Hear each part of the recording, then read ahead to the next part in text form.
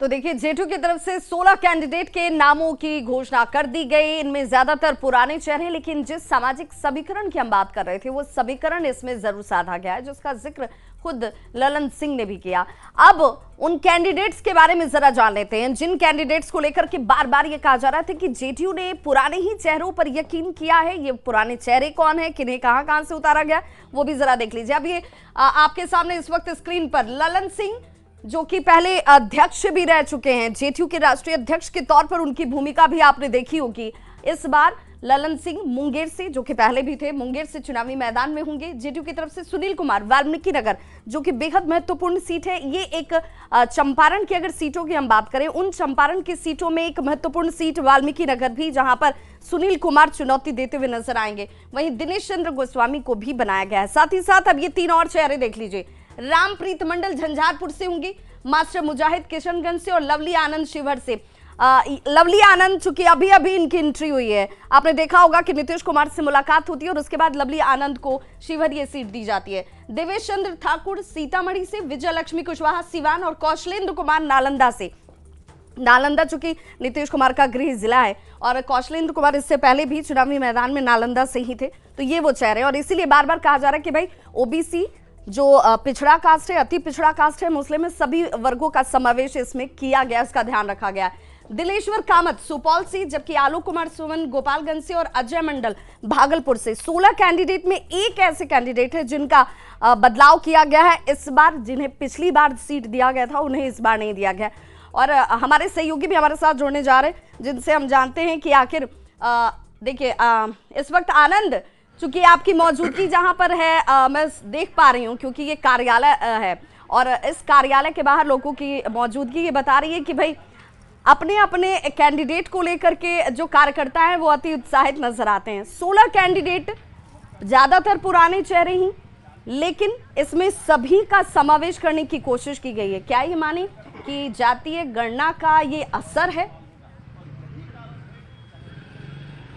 देखिए, जातिगत गणना का काफ़ी असर है विभा, और जिस तरीके से संजय झा जो राज्यसभा सांसद हैं, जेडीयू के और वरिष्ठ नेता हैं, उन्होंने जिस तरीके से फोकस करके ये बोला है कि हमने पिछड़ा और अति पिछड़ा समाज के 11 लोगों को टिकट दिया है, 3 सवर्ण समाज के लोगों को टिकट दिया है, 1 दलित और एक अल्पसंख्यक समाज के लोगों को टिकट दिया है। इससे साफ है कि जेडीयू बताने की कोशिश कर रही है कि जो भी उसके पास स्ट्रेंथ था 16 उम्मीदवारों का, उसमें उन्होंने तमाम जातियों को साधने की पूरी कोशिश की। और बिहार में ओबीसी और ईबीसी 2 बड़े फैक्टर होते हैं किसी भी पार्टी के लिए, और जेडीयू की पूरी कोशिश है। जेडीयू को पहले भी माना गया है कि वो लौकुश और अति पिछड़ा की पार्टी है, और इस बार इस अगर सीट के बंटवारे में देखें और सीट के उम्मीदवारों को देखें तो साफ साफ है कि जेडीयू ने अपने उस फॉर्मूले को बरकरार रखा है। और जिस तरीके से संजय झा ने फोकस करके कहा है कि हमने 11 पिछड़ा और अति पिछड़ा समाज के लोगों को टिकट दिया है, साफ साफ संकेत है कि जेडीयू की निगाहें कहाँ पे है। दूसरी महत्वपूर्ण बात है कि जेडीयू ने अपने अधिकांश उम्मीदवारों को रिपीट किया, लेकिन उन्हीं उम्मीदवारों का टिकट कटा है विवाह, जहां पे उनके गठबंधन के सहयोगी के पास टिकट चला गया, या फिर सासाराम की बात हो, माफ कीजिएगा, जो काराकाट की बात हो, या फिर गया की बात हो। ये कुछ ऐसे सीट थे जहां पे उपेंद्र कुशवाहा और जीतन राम मांझी की वजह से टिकट कट गया वहाँ के सिटिंग सांसद का। लवली आनंद नए उम्मीदवार के तौर पर शिवहर से जरूर वापस लौटी हैं। इसके अलावा देवेश चंद्र ठाकुर, ये एक उम्मीदवार का टिकट कटा है जो सुनील कुमार पिंटू थे, जो सीतामढ़ी से सिटिंग सांसद है, उनका टिकट काटकर उनके जगह देवेश चंद्र ठाकुर जो बिहार विधान परिषद के सभापति हैं उनको टिकट दिया गया। लेकिन दिलचस्प है, जैसे अमूमन हम लोगों ने देखा कि जब भी उम्मीदवार की घोषणा होती है किसी भी पार्टी में, जिनका टिकट कटता है काफ़ी हंगामा होता है, लेकिन इस वक्त हम आपको जेडीयू की तस्वीर दिखा रहे हैं। हमारे पीछे भी कुछ लोग हैं, लेकिन कहीं से कोई हंगामा नहीं, बिल्कुल शांति।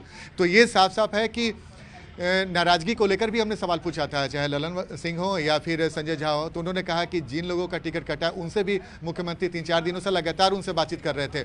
यानी कि एक मैसेज देने की कोशिश भी की गई जेडीयू की तरफ से कि हमारे यहाँ जो भी उम्मीदवार बनाए गए, हमारे पार्टी में कोई नाराजगी नहीं। और जिस तरीके से प्रेस वार्ता के दौरान जो तमाम जेडीयू के बड़े नेता हैं, जो सबसे वरिष्ठ नेता थे वशिष्ठ नारायण सिंह, उनसे नाम की घोषणा करवाई गई, और उसके अलावा जेडीयू के कोटे के जो भी वरिष्ठ नेता हैं, मंत्री हैं, तमाम लोग वहाँ पर मौजूद थे। मुंगेर से जिन्हें ललन सिंह, जिनको टिकट फिर से मिला, पार्टी ने दिया है, उन्होंने कहा कि हमारी पूरी कोशिश रहेगी कि भाई हम एनडीए जो पिछले बार 39 सीट जीता था, एक सीट किशनगंज में जहां पे हार मिली थी, इस बार किशनगंज में जेडीयू ने अपने उम्मीदवार मास्टर मुजाहिद को उतारा है, जो नए उम्मीदवार के तौर पे है। 40वीं सीट पे कैसे जीत हासिल हो, इसकी कोशिश एनडीए करेगी। और एनडीए का ये चूंकि 40 की 40 सीटों को जीतने की बात की जा रही है, 39 सीटें तो पहले बार भी थी, और अब ये 40 सीटें कैसे पूरी हो जाएंगी, उसे लेकर के एनडीए के अंदर कम से कम एक मैसेज देने की कोशिश जरूर हो रही है कि हमारे अंदर जिन्हें भी टिकट दिया जा रहा है वो भी खुश हैं, और जिनका कट गया है उन्हें पता है कि आखिर टिकट क्यों काटा गया है, उनसे राय मशवरा कर उन्हें कन्विंस कर ये पूरी की पूरी कवायद की गई है।